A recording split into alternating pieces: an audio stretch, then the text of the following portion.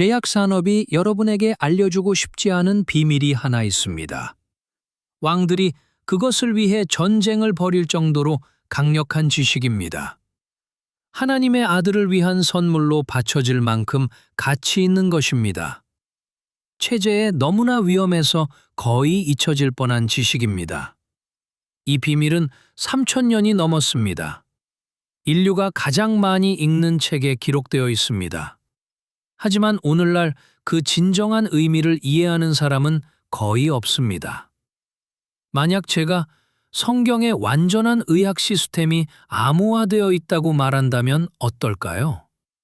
처방전도 없고 부작용도 없으며 어떤 시스템에도 의존하지 않고 신체의 모든 부분을 치유할 수 있는 12가지 식물로 이루어진 시스템 말입니다. 불가능해 보일 겁니다. 3주 전이라면 저도 그렇게 생각했을 것입니다.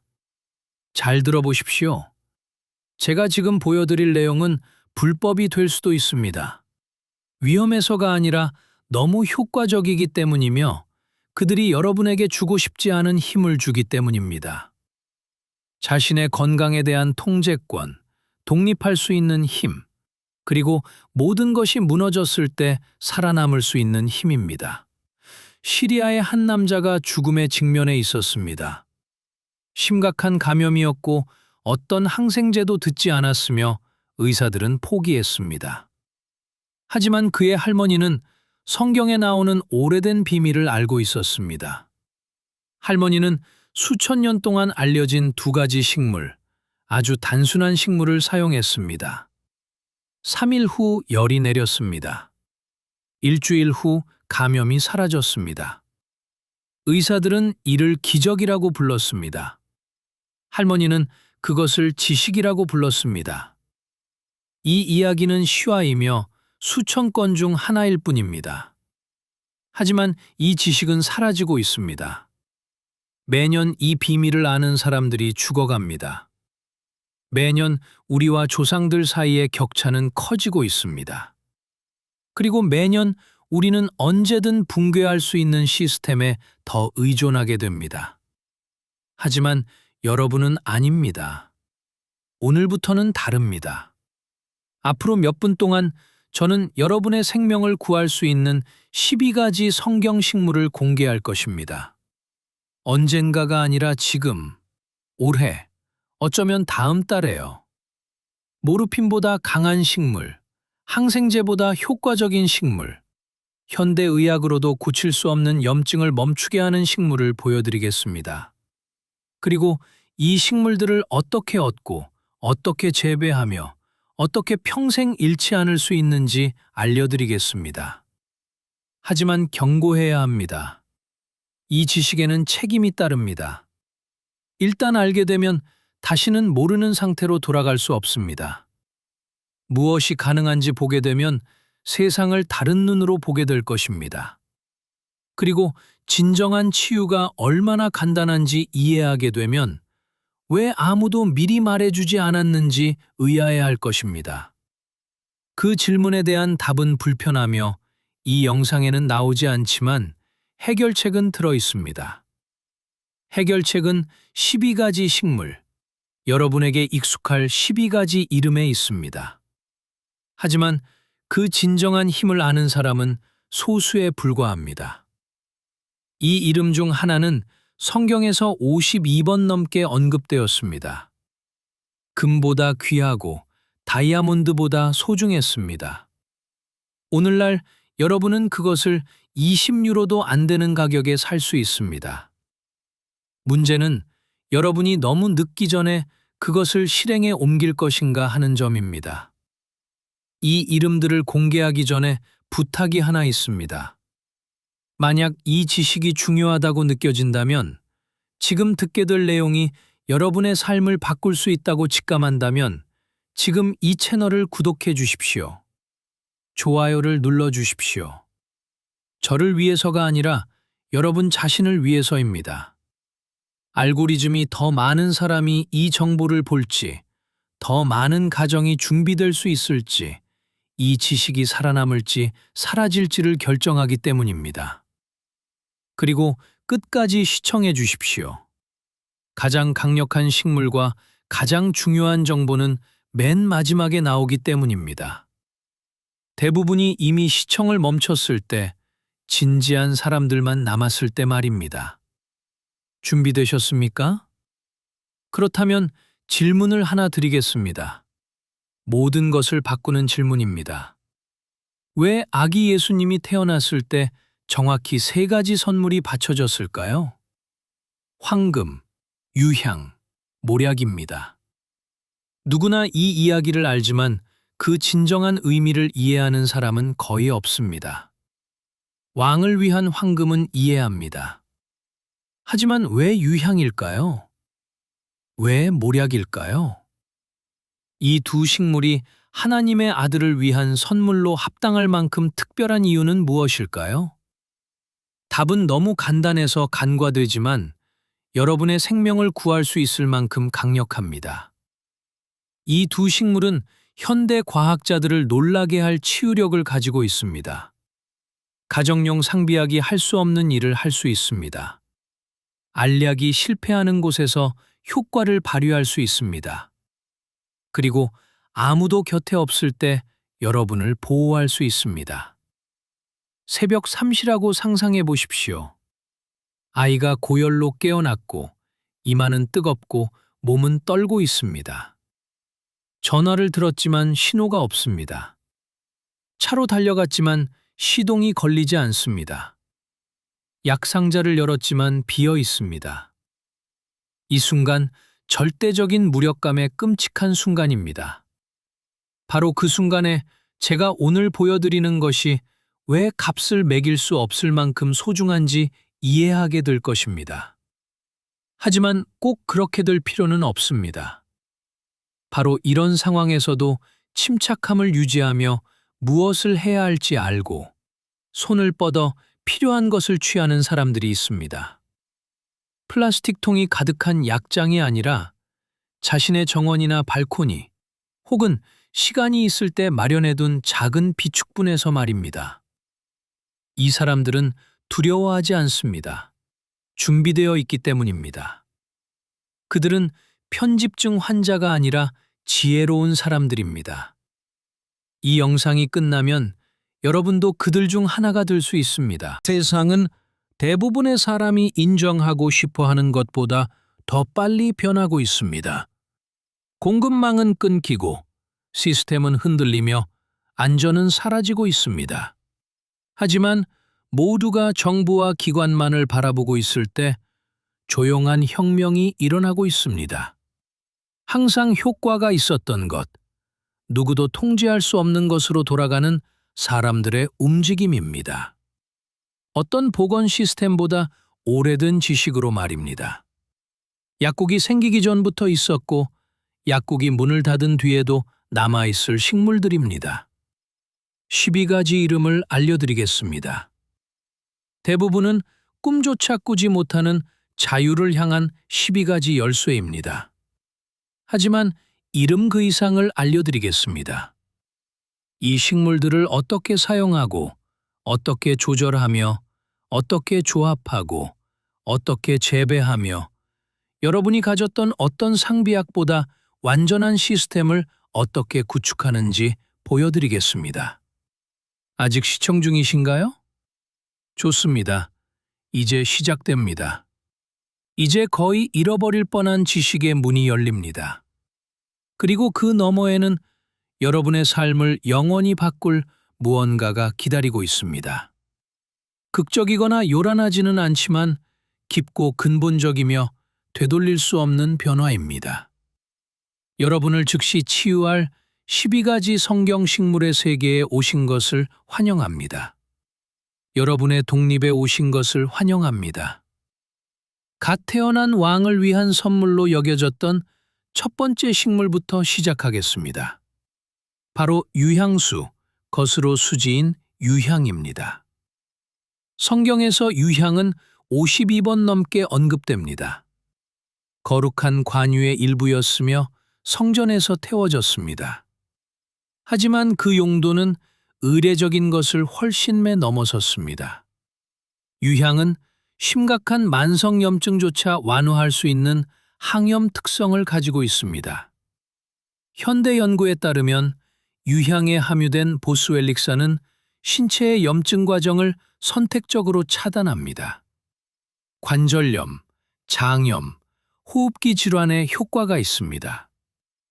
관절이 너무 아파서 거의 움직일 수 없다고 상상해 보십시오. 진통제를 더 이상 구할 수 없습니다. 어떻게 하시겠습니까? 고대 사람들은 알고 있었습니다. 그들은 유향나무의 수지를 얻어 기름에 녹인 뒤 환부에 마사지했습니다. 폐를 깨끗하게 하기 위해 연기를 들이마셨습니다. 소화관의 염증을 치료하기 위해 작은 수지 조각을 씹었습니다. 유향은 단순한 전통이 아니었습니다. 그것은 약이었고 그 약은 오늘날에도 효과가 있습니다. 유향을 직접 사용하고 싶다면 고품질의 유향 수지가 필요합니다. 전문점이나 온라인에서 구할 수 있습니다. 순수하고 섞음질이 없는지 확인하십시오. 외용으로 사용하려면 약 5g의 수지를 50ml의 올리브유에 녹입니다. 혼합물을 살짝 가열하여 성분이 우러나게 한 뒤 통증이 있거나 염증이 있는 부위에 기름을 바릅니다. 내복용으로는 표준화된 추출물이 포함된 유향 캡슐을 사용할 수 있습니다. 복용량은 일반적으로 하루 300초 400mg의 보스웰릭산을 2-3회 나누어 복용하는 것입니다. 하지만 주의하십시오. 항상 적은 양으로 시작하여 서서히 늘려가십시오. 신체 반응을 관찰하십시오. 사람마다 반응이 다릅니다. 그리고 기회가 된다면 직접 유향장 나무를 재배해 보십시오. 따뜻하고 건조한 기후에서 잘 자랍니다. 햇빛이 많이 필요하고 배수가 잘 되는 토양이 필요합니다. 장기적인 투자이지만 이 귀중한 약의 자체 공급원을 갖게 된다고 상상해 보십시오. 독립적이고 자급자족하며 안전합니다. 두 번째 식물은 모략입니다. 이것 또한 아기 예수님께 선물로 바쳐졌습니다. 이것도 금보다 귀했습니다. 모략은 미르, 나무의 수지입니다. 성경에서는 치료제, 향수, 방부제로 묘사됩니다. 하지만 가장 중요한 특성은 항균 및 살균 효과입니다. 상처가 나서 염증이 생겼다고 상상해 보십시오. 항생제도 없고 소독된 붕대도 없습니다. 어떻게 하시겠습니까? 고대의 답은 모략입니다. 수지를 가루로 만들어 기름이나 물과 섞어 상처에 직접 발랐습니다. 감염을 막고 치유를 촉진하며 통증을 가라앉혔습니다. 모략은 또한 곰팡이와 바이러스에 강력하게 대응합니다. 잇몸 염증, 입안의 궤양, 피부 감염, 호흡기 질환에 사용할 수 있습니다. 모략을 실질적으로 사용하려면 역시 순수한 수지가 필요합니다. 살균 구강 세정제를 만들려면 약 2g의 모략 수지를 0.5리터의 따뜻한 물에 녹입니다. 물이 황갈색으로 변할 때까지 우려냅니다. 이 물로 하루에 여러 번 입안을 헹구십시오. 상처에는 모략 팅크를 사용할 수 있습니다. 수지 10g을 고농도 알코올 100ml에 녹입니다. 혼합물을 매일 흔들어주며 2주 동안 우려낸 뒤 걸러냅니다. 이 팅크를 희석하여 상처에 톡톡 바르거나 희석하지 않고 벌레 물린 데 바를 수 있습니다. 모략은 내복할 수도 있지만 적은 양으로 주의해서 사용해야 합니다. 모략차는 위장관을 진정시키는 효과가 있습니다. 모략가루 반 티스푼을 물 1컵에 넣고 끓인 뒤 10분간 우려냅니다. 하루에 최대 2컵만 마십시오. 맛은 쓰지만 효과는 놀랍습니다. 여기서도 마찬가지입니다. 가능하다면 직접 나무를 키워보십시오. 모략나무는 유향과 마찬가지로 건조하고 따뜻한 지역에서 자랍니다. 이런 나무에 투자하는 것은 장기적인 건강 관리에 대한 투자입니다. 이를 기억하는 사람은 거의 없지만 매우 중요합니다. 이 식물들은 빠른 해결책이 아니라 하나의 시스템입니다. 필요하기 전에 미리 구축해야 하는 시스템입니다. 위기가 닥쳤을 때 나무를 심기에는 너무 늦습니다. 그때는 이미 심어놓은 것만 수확할 수 있을 뿐입니다. 여러분이 반드시 알아야 할 세 번째 성경 식물은 우슬초입니다. 성경에서 우슬초는 정화의 식물로 묘사됩니다. 시편에는 우슬초로 나를 정결하게 하소서 내가 정하리이다 라는 구절이 있습니다. 하지만 이 정화는 영적인 의미만이 아니었습니다. 우슬초는 실제로 정화 및 소독 특성을 가지고 있습니다.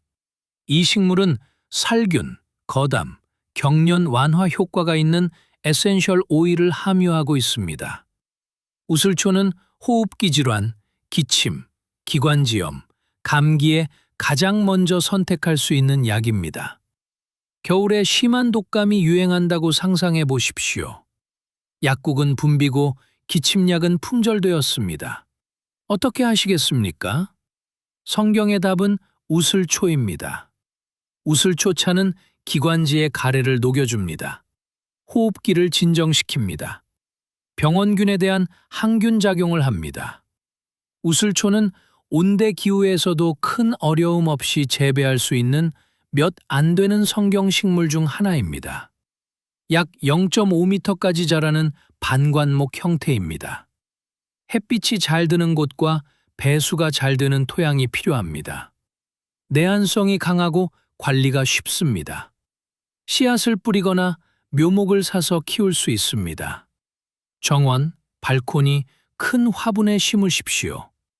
식물이 꽃을 피우면 윗부분 20cm 정도를 수확하십시오. 그늘지고 통풍이 잘 되는 곳에서 말리십시오. 어둡고 밀폐된 유리병에 보관하십시오. 그러면 언제든 여러분만의 약을 사용할 수 있습니다. 차를 만들려면 말린 우슬초 1티스푼에 끓는 물 1컵을 붓습니다. 10분간 우려냅니다. 호흡기 질환이 있을 때 하루에 3컵을 마십시오. 맛은 약간 쓰지만 괜찮습니다. 꿀을 조금 넣어 달게 마셔도 좋습니다. 꿀은 항균 효과를 더욱 강화해 줍니다. 우슬초는 증기흡입법으로도 사용할 수 있습니다. 냄비에 물을 담고 신선한 우슬초나 말린 우슬초 한 움큼을 넣어 끓입니다. 불을 끄고 냄비 위에 머리를 숙인 뒤 수건을 쓰고 10분 동안 증기를 들이마십시오. 에센셜 오일 성분이 호흡기로 직접 들어가 막힌 곳을 뚫어줍니다. 우슬초 오일은 외용으로도 쓸 수 있습니다. 캐리어 오일에 몇 방울 섞어 가슴과 등에 마사지하면 가래를 삭이고 몸을 따뜻하게 해줍니다. 주의할 점은 우슬초 에센셜 오일을 절대 희석하지 않고 피부에 바르지 마십시오. 성분이 매우 강력하므로 임산부나 뇌전증 환자는 사용하지 말아야 합니다. 계속 시청해 주십시오. 곧 중요한 내용이 나옵니다. 이제 치유뿐만 아니라 성경에서 불멸의 상징으로 여겨지는 식물, 바로 알로에. 정확히는 알로에 베라에 대해 알아보겠습니다. 니고데모는 예수님의 장례 때 모략과 알로에를 섞은 것 약 30kg을 가져왔습니다. 이는 이 식물이 얼마나 높은 위상을 가졌는지 보여줍니다. 알로에는 성경에서 연고와 향유의 성분으로 언급되며 그 치유 효과는 독보적입니다. 알로에 베라 잎에서 추출한 젤은 화상, 상처, 피부질환, 염증에 가장 효과적인 수단 중 하나입니다. 시원하게 진정시키고 재생을 도우며 세포 생성을 촉진하고 수분을 공급합니다. 가장 좋은 점은 알로에 베라를 키우기가 믿을 수 없을 정도로 쉽다는 것입니다. 화분 하나, 배수가 잘 되는 흙, 햇빛이 드는 장소, 그리고 가끔 주는 물만 있으면 됩니다. 이 식물은 거의 불사신에 가깝습니다. 실내에서 키울 수 있고 여름에는 밖에 내놓을 수도 있습니다. 젤이 필요하면 오래된 아래쪽 잎을 하나 잘라 길게 가른 뒤 투명한 젤을 긁어내어 즉시 사용하면 됩니다. 신선한 알로에 젤을 화상 부위에 바르면 몇 초 안에 통증이 완화됩니다. 열을 식히고 치유하며 흉터가 생기는 것을 막아줍니다. 이 젤은 벌레 물린데, 햇빛에 탄데, 건조한 피부, 습진에도 바를 수 있습니다. 효과를 즉시 느낄 수 있습니다. 알로에베라는 내복할 수도 있지만 매우 주의해야 합니다. 껍질 바로 아래에 노란 즙이 아닌 젤 자체는 소화기 문제에 도움이 될 수 있습니다. 위 점막을 진정시키고 궤양의 치유를 돕습니다. 하지만 복용량은 적어야 합니다. 신선한 젤 한 큰술을 물이나 주스 한 컵에 섞어 하루 한 번만 드십시오. 껍질 아래의 노란 즙인 알로이는 강력한 하재로 과다 복용 시 경련과 설사를 유발할 수 있습니다. 젤을 내복하려면 항상 이를 깨끗이 제거하십시오. 외용으로 사용할 때는 상관없습니다. 외용 시 알로에베라는 부작용이 거의 없습니다. 식물을 여러 개 키우면 젤을 비축할 수도 있습니다. 젤에 비타민 E 오일과 비타민 C 가루를 약간 섞으면 보존 기간이 길어집니다. 소독된 유리병에 담아 냉장고에 보관하면 몇 주 동안 유지됩니다. 이렇게 하면 항상 비상 약상자를 준비해두는 셈입니다. 이제 흥미로운 내용입니다. 다음 식물은 너무 작아서 예수님이 믿음의 비유로 사용하셨던 겨자씨입니다. 마태복음에는 겨자씨 한 알만한 믿음이 있으면 이 산을 명하여 여기서 저기로 옮겨지라 하면 옮겨질 것이요 라는 구절이 있습니다. 하지만 겨자는 단순한 은유 이상입니다. 겨자는 약입니다. 겨자 식물은 겨자씨를 생산하며 여기서 매운 겨자유가 추출됩니다. 이 오일은 혈액순환을 강력하게 촉진하고 항균 및 통증 완화 효과가 있습니다. 겨자는 고대의 진통제였습니다. 겨자찜질, 즉 겨자씨를 갈아 물과 섞어 반죽을 만든 뒤 피부에 붙이는 방식은 근육통, 관절통, 호흡기 질환에 사용되었습니다. 발생하는 열기는 강렬하며 조직 깊숙이 침투합니다. 긴장을 풀고 치유를 촉진합니다. 겨자는 재배하기 쉽습니다. 봄에 야외에 직접 씨를 뿌릴 수 있습니다. 빨리 자라며 노란 꽃을 피우고 귀중한 겨자씨가 든 꼬투리를 형성합니다. 이 씨앗을 수확하여 말리고 갈면 자신만의 겨자가루를 갖게 됩니다. 겨자찜질을 하려면 겨자가루 2큰술에 미지근한 물을 섞어 걸쭉한 반죽을 만듭니다. 이 반죽을 얇은 면천에 펴바릅니다. 그 위에 두 번째 천을 덮고 통증 부위에 올립니다. 하지만 주의하십시오. 최대 10도 15분만 두십시오. 겨자는 매우 강해서 피부 자극을 유발할 수 있습니다. 피부가 너무 붉어지지 않는지 정기적으로 확인하십시오. 타는 듯한 느낌이 들면 즉시 제거하십시오. 사용 후에는 피부를 잘 씻어내고 크림을 바르십시오. 겨자찜질은 20분 이상 해서는 안 되며 상처 부위나 얼굴, 생식기 같은 여섯 번째로 알아야 할 식물은 무화과입니다. 무화과는 성경에서 50번 넘게 언급됩니다. 성지의 주요 식품 중 하나였습니다. 하지만 무화과는 단순한 음식이 아닙니다. 소화관을 위한 약입니다. 무화과에는 다량의 식이섬유, 천연당분, 그리고 소화를 돕는 효소가 들어 있습니다. 가벼운 배변 효과가 있으며 위를 진정시키고 빠른 에너지를 공급합니다. 성경에는 히스기야 왕이 무화과 찜질로 종기를 고쳤다는 기록이 있습니다. 무화과를 으깨어 환부에 붙인 것입니다. 이런 외용법은 오늘날 흔치 않지만 무화과의 내복 효과는 논란의 여지가 없습니다. 무화과 나무를 심을 수 있다면 그렇게 하십시오. 무화과 나무는 따뜻하고 보호된 장소에서 자랍니다. 온대 기후라면 내한성이 있는 품종을 선택하십시오. 충분한 햇빛과 배수가 잘 되는 토양이 필요합니다. 관리가 쉽고 매년 풍성한 열매를 맺습니다. 신선한 무화과는 바로 먹을 수 있고 말린 무화과는 몇 달 동안 보관이 가능해 귀중한 비상식량이 됩니다.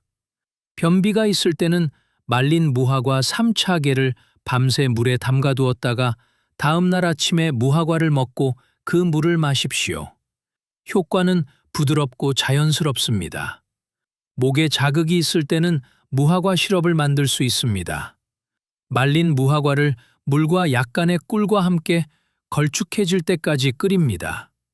이 시럽은 자극받은 점막을 진정시키고 기침을 먹게 하며 에너지를 줍니다. 무화과는 칼륨, 마그네슘, 칼슘도 풍부합니다. 뼈를 튼튼하게 하고 혈압을 조절하며 심장 기능을 지원합니다. 매일 무화과 한 움큼을 먹으면 건강을 지속적으로 개선할 수 있습니다. 이제 평화와 번영의 상징인 올리브나무로 넘어가겠습니다.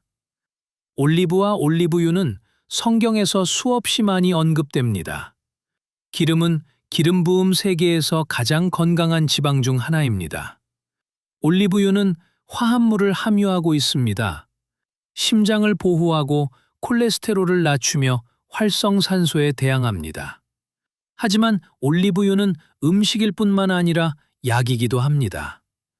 외용 시 피부를 관리하고 상처를 치료하며 염증을 완화하고 에센셜 오일의 캐리어 오일로 쓰일 수 있습니다.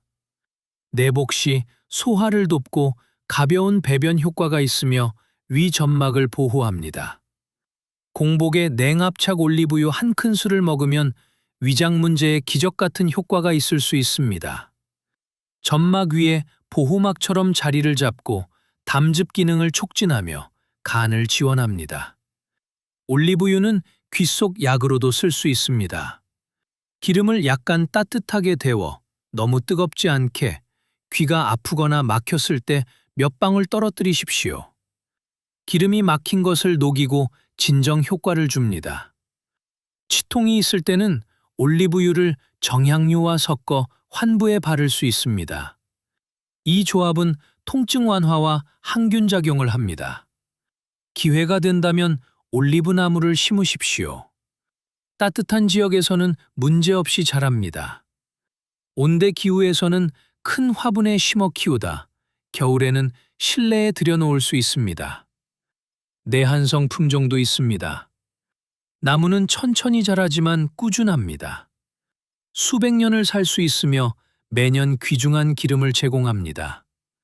올리브를 짜낼 수 없더라도 잎을 활용할 수 있습니다. 올리브 잎에는 강력한 항산화 및 항균 작용을 하는 올러유러핀 지가 들어 있습니다. 올리브 잎차는 면역력을 강화하고 혈압을 낮추며 바이러스와 박테리아에 대항합니다. 신선하거나 말린 올리브 잎을 모아 한 큰술 분량의 끓는 물을 붓고 10분간 우려내어 하루 한두 번 마십시오. 맛은 약간 쓰지만 나쁘지 않으며 효과는 과학적으로 입증되었습니다. 이것이 핵심입니다. 이 식물들은 단순히 전통적인 용도만 있는 것이 아닙니다. 과학적으로 연구되었고 유효 성분이 확인되었으며 메커니즘이 밝혀졌습니다. 그래서 이 지식이 가치 있는 것입니다. 단순한 믿음이나 전통이 아니라 실제로 작동하는 검증된 의학입니다. 8번째로 꼭 알아야 할 식물은 석류입니다. 석류는 성경에서 다산과 생명의 상징으로 묘사됩니다. 제사장들은 옷에 석류 문양을 넣었고 성전도 석류 모티브로 장식되었습니다. 하지만 여기에도 상징 그 이상의 의미가 있습니다. 석류는 세계에서 항산화 성분이 가장 풍부한 과일 중 하나입니다. 폴리페놀, 플라보노이드, 비타민이 함유되어 산화 스트레스로부터 세포를 보호하고 염증을 억제하며 심혈관계를 강화합니다. 연구에 따르면 석류 주스는 혈압을 낮추고 혈액순환을 개선하며 암세포의 성장을 억제할 수 있습니다. 하지만 석류는 속뿐만 아니라 겉도 가치가 있습니다. 석류 껍질은 고대의 설사와 감염 치료제로 쓰였습니다. 수렴 및 항균 작용을 하는 타닌 성분이 들어있기 때문입니다. 심한 설사나 이질, 장감염 시 석류 껍질 달인 물을 마셨습니다. 효과는 강력하고 빠릅니다. 이를 만들려면 말린 석류 껍질 하나 분량을 물 1리터에 넣고 20분간 끓인 뒤 식히십시오. 하루에 여러 번 작은 컵으로 한 잔씩 마십니다. 맛은 매우 쓰고 떨지만 다른 도움을 받을 수 없는 비상 상황에서 이 물은 생명을 구할 수 있습니다. 석류나무는 따뜻하고 건조한 기후에서 자라며 비교적 까다롭지 않아 큰 화분에서도 키울 수 있습니다. 열매는 가을에 익으며 몇 달 동안 보관이 가능합니다. 주스는 신선하게 짜거나 발효시킬 수 있습니다. 발효된 석류 주스, 즉 일종의 와인은 고대의 자양강장제로 쓰였습니다. 오늘날에는 건강 증진을 위해 매일 신선한 석류 주스를 마실 수 있습니다. 하루 한 잔이면 충분하며 높은 당분 때문에 과다 섭취는 좋지 않을 수 있습니다. 씨앗은 씹어 먹을 수 있는데 아삭하고 새콤하며 귀한 오일이 들어 있습니다. 석류씨 오일은 피부 관리에도 쓰여 피부 재생을 돕고 노화를 방지하며 세포갱신을 촉진합니다. 얼굴에 몇 방울 바르면 천연 안티에이징 세럼 역할을 합니다. 리스트의 9번째 식물은 쑥입니다. 쑥은 성경에서 여러 번 언급되는데 주로 쓰라림과 관련이 있습니다. 잠언에는 그 나중은 쑥같이 쓰고라는 구절이 있습니다. 하지만 이 쓴맛이 바로 쑥을 가치 있게 만드는 요소입니다. 쓴맛 성분은 소화에 필수적입니다. 위산 분비를 자극하고 담즙 기능을 촉진하며 간을 지원합니다. 또한 쑥은 항균 및 항염 작용을 하는 에센셜 오일을 함유하고 있습니다. 쑥은 전통적으로 소화불량, 식욕부진, 간 문제에 사용되었으며 기생충에 효과가 있습니다. 쑥은 장내 기생충을 박멸하는 가장 강력한 천연 수단 중 하나입니다. 현대의학이 없는 세상에서 이는 생명을 구할 수 있는 지식입니다. 쑥은 온대 기후에서 아주 잘 자라는 내한성 식물입니다. 정원이나 화분에서 키울 수 있습니다. 약 1m까지 자라며 은회색 잎과 강렬하고 향기로운 냄새가 특징입니다. 꽃이 필 때 윗부분 줄기를 수확하여 말린 뒤 어두운 곳에 보관하십시오. 쑥차를 만들려면 말린 쑥 반 티스푼에 뜨거운 물을 붓고 최대 5분만 우려내십시오. 더 오래 두면 너무 써집니다. 식사 약 30분 전에 작은 컵으로 한 잔 마시면 소화가 촉진됩니다. 하루 2컵 이상은 마시지 마십시오. 쑥은 매우 강력하므로 고용량으로 장기간 복용하면 부작용이 있을 수 있습니다. 임산부는 쑥을 피해야 하며 위가 민감한 사람도 주의해야 합니다. 기생충 치료를 위해 쑥은 종종 정향, 흑호두 껍질과 함께 사용됩니다. 이 조합은 전통적인 기생충 박멸에 매우 효과적입니다. 이런 혼합물을 캡슐로 사거나 직접 만들 수 있습니다. 2주 4주 동안 사용한 뒤 휴식기를 갖고 필요한 경우 반복하십시오. 쑥은 매일 먹는 음식이 아니라 특정 문제를 해결하기 위한 약입니다. 하지만 문제가 발생했을 때 쑥은 대체 불가능한 존재가 됩니다. 이제 향기로운 시간이군요. 10번째 성경 식물은 계피입니다. 계피는 성경에서 거룩한 관유의 성분으로 언급됩니다. 멀리서 수입된 귀한 향료였습니다. 하지만 계피는 단순한 조미료 이상입니다. 계피는 약입니다. 강력한 항균 및 항바이러스 작용을 하며 혈당 수치를 조절하고 혈액순환을 돕습니다. 몸을 안에서부터 따뜻하게 해줍니다. 계피는 감기, 감염, 쇠약 증세가 있을 때 최선의 선택이었습니다. 몸이 아프고 기운이 없으며 춥다고 상상해 보십시오. 어떻게 하시겠습니까? 성경의 답은 계피입니다. 따뜻한 계피차는 몸을 녹여주고 면역력을 강화하며 병원균과 싸웁니다. 계피에는 크게 실론 계피와 카시아 계피 두 종류가 있습니다. 실론 계피가 진짜 계피입니다.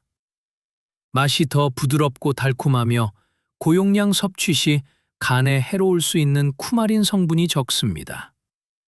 카시아 계피는 저렴하고 맵지만 장기간 많이 먹으면 문제가 될 수 있습니다. 계피를 정기적으로 치료 목적으로 쓴다면 실론 계피를 사용하십시오. 면역 강화 계피차를 만들려면 계피 스틱 하나를 물 0.5리터에 넣고 10분간 끓입니다. 꿀과 레몬즙을 약간 넣으십시오.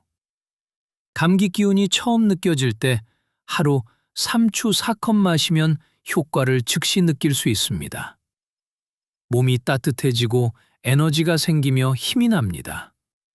계피는 혈당 조절에도 쓰입니다.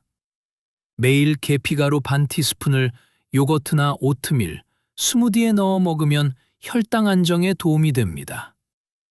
이는 당뇨나 당뇨 전 단계 사람들에게 특히 중요합니다. 연구에 따르면 계피는 인슐린 민감성을 개선하고 공복 혈당을 낮출 수 있습니다. 약만큼 강력하진 않지만 부작용 없이 효과를 줍니다. 외용으로 계피 에센셜 오일을 쓸 수도 있습니다.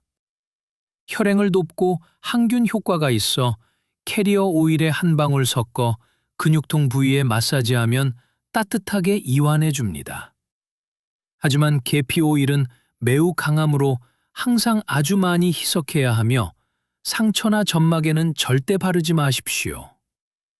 한 방울이면 충분하며 과하면 피부 자극을 유발합니다. 11번째로 알아야 할 식물은 고수입니다.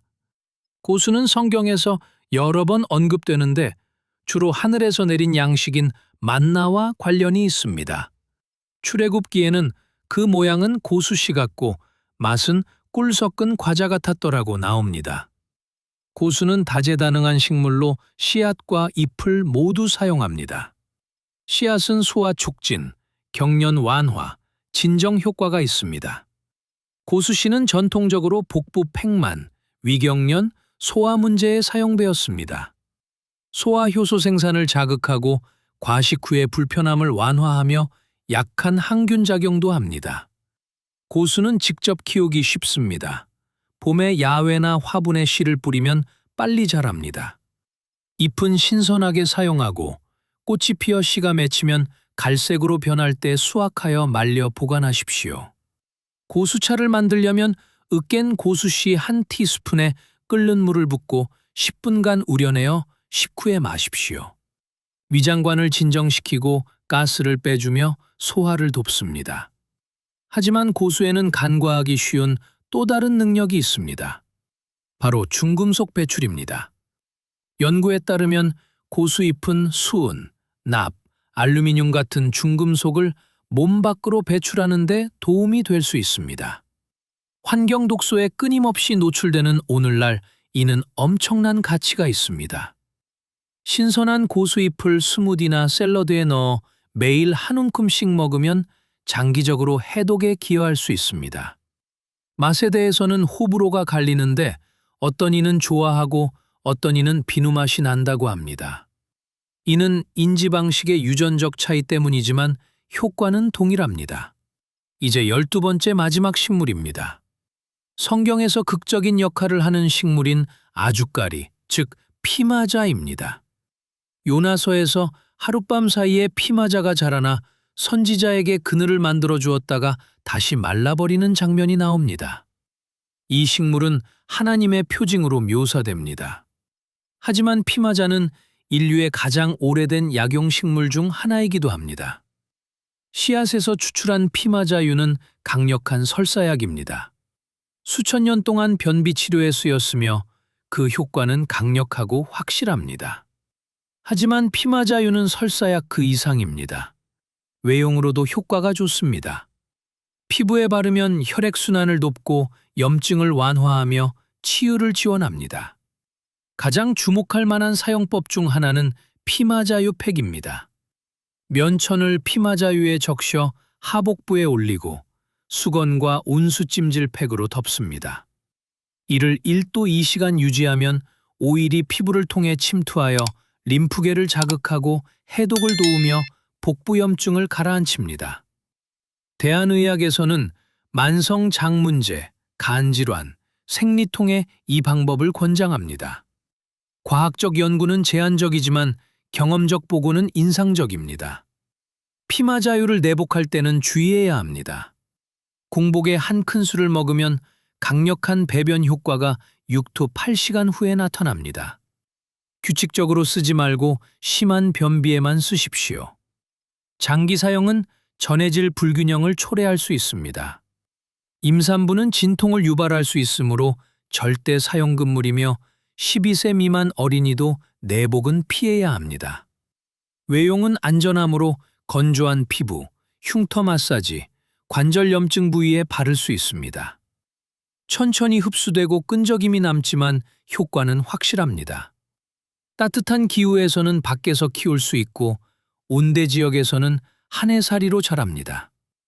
여름 한철에 3m까지 자랄 만큼 크며 잎과 열매가 특징적입니다.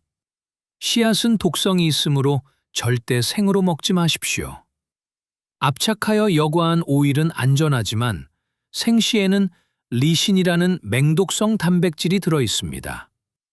씨앗을 다룰 때 주의하고 어린이와 동물의 손이 닿지 않는 곳에 보관하십시오. 직접 기름을 짜고 싶다면 안전한 공정에 대해 철저히 공부해야 합니다. 처음에는 고품질의 냉압착 피마자유를 사는 것이 편합니다. 자, 여기까지입니다. 수천 년 동안 효과가 있었던 12가지 성경식물, 여러분의 독립을 위한 12가지 열쇠입니다. 이제 결정적인 부분입니다. 모든 조각이 하나로 합쳐집니다. 이 12가지 식물은 무작위로 모인 것이 아닙니다. 인간의 몸 전체를 아우르는 하나의 시스템을 형성합니다. 어떻게 그런지 보여드리겠습니다. 유향과 모략은 염증과 감염에 대항합니다.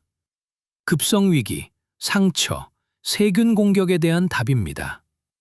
우슬초와 계피는 호흡기를 청소하고 폐를 강화하며 몸을 안에서부터 데워줍니다. 감기, 독감, 호흡기 질환에 대한 방어막입니다.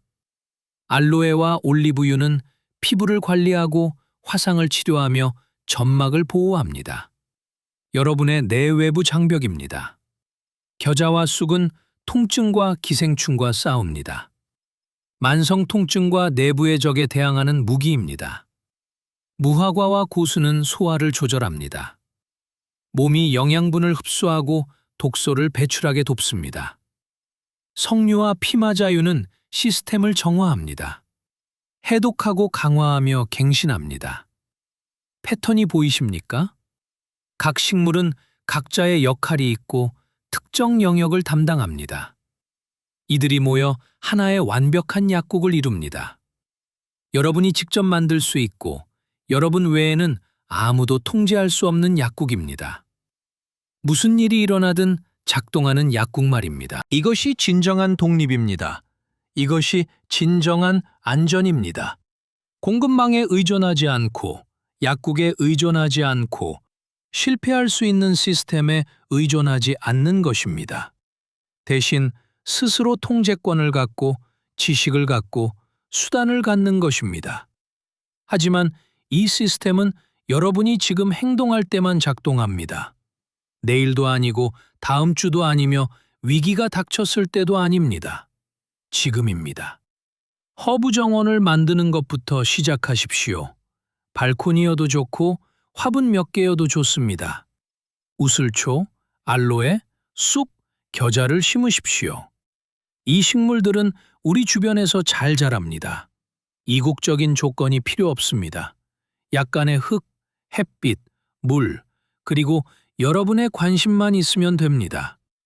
유향, 모략, 계피 같은 이국적인 식물은 고품질의 비축분을 확보하십시오. 순수한 수지를 사고 진짜 실론 계피를 사십시오. 이 보물들을 어둡고 건조하고 안전한 곳에 보관하십시오. 수년 동안 유지될 것이며 세상이 불안해질수록 그 가치는 높아질 것입니다. 기회가 된다면 올리브나무, 무화과나무, 석류나무를 심으십시오. 이 나무들은 대를 잇는 투자입니다. 여러분의 자녀와 손주들을 돌봐줄 것입니다. 매년 새로 자라나는 살아있는 약국입니다. 그리고 이 지식을 나누기 시작하십시오. 가족, 친구, 이웃과 이야기하십시오. 스스로 대비하고 생각하고 행동하는 사람들의 공동체를 만드십시오. 위기 상황에서 가장 가치 있는 자원은 금이나 은이 아닙니다. 가장 가치 있는 자원은 지식과 공동체입니다. 여러분이 유향 사용법을 알고 이웃이 상처 꼬매는 법을 안다면 둘 다 더 안전해집니다. 여러분에게 우슬초가 있고 친구에게 겨자가 있다면 서로 도울 수 있습니다. 이것이 돈으로 살 수 없는 안전입니다. 또 하나 언급하고 싶은 것은 영적인 측면입니다. 이 12가지 식물이 성경에 언급된 것은 우연이 아닙니다. 그것들은 신성한 질서와 계획의 일부였습니다.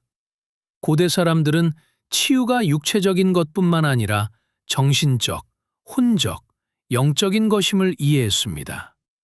유향을 태우고 그 향을 맡을 때 여러분은 수천 년의 전통, 여러분 이전에 이 향을 맡고 기도하고 치유받았던 수만 명의 사람과 연결됩니다. 이것은 미신이 아닙니다. 현실입니다. 의식과 연속성, 그리고 믿음의 힘입니다. 올리브유를 연고로 쓸 때 여러분은 예수님이 하셨던 일, 제자들과 성인들이 하셨던 일을 하는 것입니다. 인류 역사를 관통하는 치유자들의 계보와 연결되는 것입니다. 그것은 힘과 안전, 그리고 의미를 부여합니다. 점점 파편화되고 길을 잃은 사람이 많아지는 세상에서 과거와의 이런 연결은 값을 매길 수 없는 가치가 있습니다. 여러분은 혼자가 아닙니다. 여러분은 더 큰 무언가의 일부입니다. 효과가 있었고 지금도 작동하며 앞으로도 작동할 전통의 일부입니다. 여러분께 말씀드리고 싶습니다. 미래는 불확실합니다. 우리는 격변의 시대에 살고 있습니다. 경제 위기, 정치적 불안정, 기후변화, 팬데믹. 다음에 무엇이 올지 아무도 모릅니다. 우리가 의존하는 시스템이 계속 작동할 것이라고 누구도 보장할 수 없습니다. 하지만 여러분이 통제할 수 있는 것이 하나 있습니다. 바로 여러분의 지식, 기술, 그리고 준비입니다. 오늘 이 12가지 식물을 재배하고 수집하고 공부하기 시작한다면 내일 여러분은 인구의 99%보다 더 잘 준비되어 있을 것입니다. 그때 여러분은 값을 매길 수 없는 것을 갖게 됩니다. 선택지가 있고 대안이 있으며 희망이 생깁니다. 장기간 정전이 되었다고 상상해 보십시오. 난방도 안 되고 냉장고도 안 되며 냉장 보관해야 하는 약도 쓸 수 없습니다. 그때는 어떡하시겠습니까? 허브가 있고 올리브유가 있고 지식이 있다면 자신과 가족을 돌볼 수 있습니다. 모략으로 상처를 소독할 수 있습니다. 겨자로 통증을 완화할 수 있습니다. 우슬초와 계피로 질병을 예방할 수 있습니다. 무화과로 에너지를 줄 수 있습니다. 여러분은 무력하지 않습니다. 행동할 수 있고 강력합니다. 아니면 지금까지 경험한 것보다 더 심한 팬데믹이 닥쳤다고 상상해 보십시오. 병원은 마비되고 약국은 비었으며 약은 배급제입니다. 그때는 어떡하시겠습니까? 여러분만의 시스템이 있다면, 12가지 성경 식물이 있다면 기회가 있습니다. 석류와 올리브 잎으로 면역력을 높일 수 있습니다. 유향과 모략으로 감염과 싸울 수 있습니다. 고수와 피마자유로 몸을 해독할 수 있습니다. 우슬초와 알로에로 증상을 완화할 수 있습니다. 여러분에겐 도구가 있고 수단이 있습니다. 권한이 있습니다. 이것은 공포조성이 아니라 현실이며 대비이고 지혜입니다. 역사는 사회가 붕괴할 수 있고 시스템이 실패할 수 있으며 재앙이 일어날 수 있음을 반복해서 보여주었습니다. 그리고 살아남는 이들은 가장 강하거나 가장 부유한 자들이 아닙니다. 가장 잘 준비된 자들입니다. 지식이 있고 행동할 수 있으며 독립적인 사람들입니다. 바로 여러분이 그런 사람이 될 수 있습니다. 내일이 아니라 오늘 시작하십시오. 오늘 이 12가지 식물을 적으십시오. 유향, 모략, 우슬초, 알로에, 겨자, 무화과, 올리브, 석류, 쑥, 계피, 고수, 피마자. 즉시 재배할 수 있는 것부터 찾으십시오. 보관할 수 있는 것은 주문하십시오. 사용하기 시작하십시오. 실험해 보십시오. 배우고 실수하십시오. 괜찮습니다. 지금 하는 모든 실수는 나중에 더 큰 대가를 치르지 않기 위한 교훈입니다. 지금 쌓는 모든 경험은 위기 때 쓸 수 있는 보물입니다.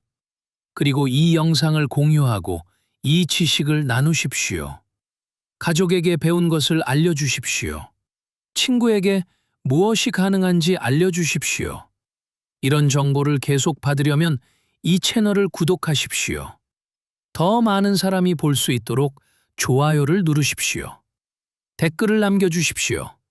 이 식물들에 대해 어떤 경험이 있는지, 궁금한 점은 무엇인지, 어떤 성과를 얻었는지 들려주십시오. 우리는 공동체이며 함께할 때 더 강합니다. 기억하십시오. 성경은 단순한 종교 서적이 아니라 생존 지침서이기도 합니다. 수천 년 동안 축적된 지혜의 집합체입니다. 이 글을 쓴 사람들은 거친 세상에서 살았습니다. 그들은 전쟁을 알았고 굶주림과 질병을 겪었습니다. 그리고 그들은 살아남았습니다. 그들은 지식을 전수했고 해결책을 찾았습니다. 그리고 그 해결책들은 여전히 작동합니다. 이 12가지 식물이 그 증거입니다. 그것들은 자급자족이 선택이 아닌 필수였던 시대와의 살아있는 연결고리입니다. 그리고 그것은 다시 필수가 될 것입니다. 어쩌면 여러분의 생각보다 빨리요. 문제는 위기가 오느냐 마느냐가 아니라 언제 오느냐, 그리고 여러분이 준비되어 있느냐입니다. 도구가 있는지, 지식이 있는지, 식물이 있는지 말입니다. 그것은 여러분의 결정에 달려 있습니다. 이 영상을 끄고 예전처럼 살아갈 수도 있습니다. 모든 것이 잘 되기를, 시스템이 유지되기를, 스스로 해결해야 할 상황이 오지 않기를 바랄 수 있습니다. 그것도 하나의 선택이지만 위험한 선택입니다. 아니면 행동할 수 있습니다. 오늘 첫걸음을 뗄 수 있습니다.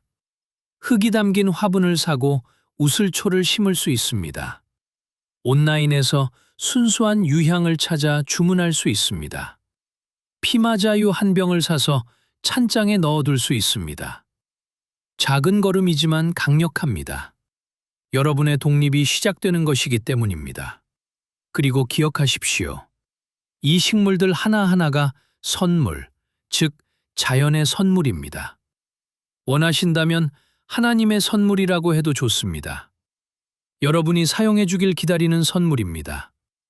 식물은 자라고 치유하며 아낌없이 줍니다. 대가로 아무것도 요구하지 않습니다. 그저 그곳에서 여러분을 도울 준비를 하고 있습니다. 하지만 여러분은 그들을 알아야 하고 존중해야 하며 활용해야 합니다. 그것이 여러분의 책임이자 기회입니다. 이 영상이 여러분의 눈을 뜨게 했기를 바랍니다.